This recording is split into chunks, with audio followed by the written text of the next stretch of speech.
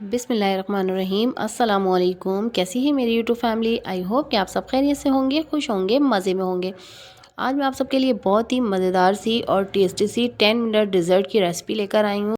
बहुत जल्द बन जाने वाली रेसिपी है। इसको बनाना नहायत ही आसान है और जब यह आप एक बार ट्राई करेंगे तो आप बार बार खाना पसंद करेंगे। तो वीडियो को एंड तक देखिएगा, स्किप मत कीजिएगा। तो चलिए वीडियो स्टार्ट करते हैं। तो यहाँ मैंने सबसे पहले 3 अदद ज़ीरा प्लस बिस्किट लिए हैं और 5 अदद चॉकलेट केक ले लिए हैं। ये मेरे पास सिलेंडर शेप में है, आप चाहें तो कप केक ले लीजिएगा और इसका नाम है स्लाइस टाइम। ये बहुत ही इजीली मिल जाते हैं और इसको क्रश कर लेंगे। मैं यहाँ फोक की मदद से कर रही हूँ, आप चाहें तो स्पैचुला की मदद से भी कर सकते हैं। अच्छा, यहाँ बारीक नहीं करना, बस इस तरह से थोड़ा सा मोटा मोटा सा रखना है चॉकलेट को।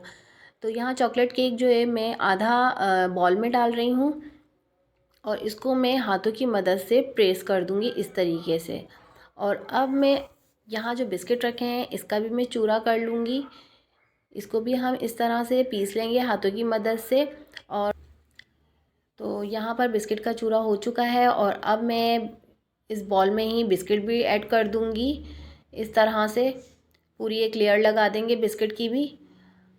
और अब जो है नेक्स्ट स्टेप, सबसे पहले हम यहाँ पर रखेंगे पतीली और उसके अंदर मैं डाल दूँगी 2 कप फ्रेश मिल्क, यानी कि ये 500 ml फ्रेश मिल्क है और इसको मैं बॉईल होने के लिए रख दूँगी मीडियम टू लो फ्लेम पर।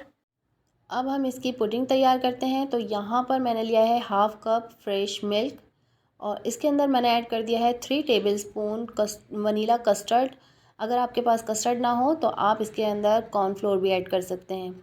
और इसके बाद मैंने ले लिया है 1 टेबलस्पून भर के चॉकलेट पाउडर और इसको अब मैं फोक की मदद से अच्छी तरह से मिक्स कर लूँगी ताकि इसके सारे जो लम्स हैं वो ख़त्म हो जाएं। इसको अच्छी तरह से मिक्स करना है इस तरह से।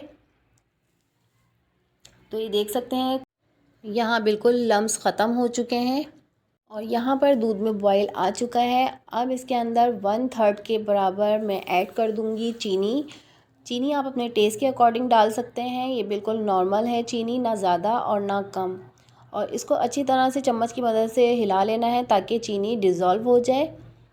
और अब इसके अंदर मैं पुडिंग डाल दूँगी जो मैंने बना के रखी थी और इसको भी चम्मच से हिला हिला कर डालना है ताकि ये जाकर नीचे कस्टर्ड बैठ ना जाए, क्योंकि इसके अंदर कस्टर्ड मौजूद है।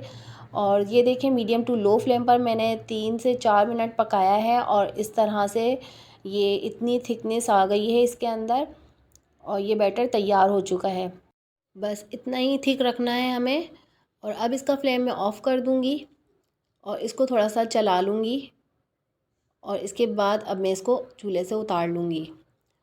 और इसके बाद मैंने वही बॉल ले लिया है जिस मैं बिस्किट और केक का चूरा डाला था। अब उसी के अंदर मैंने ये बैटर ऐड कर दिया है और देखें कितना गर्म हो रहा है, उसके अंदर से अभी तक भाप निकल रही है।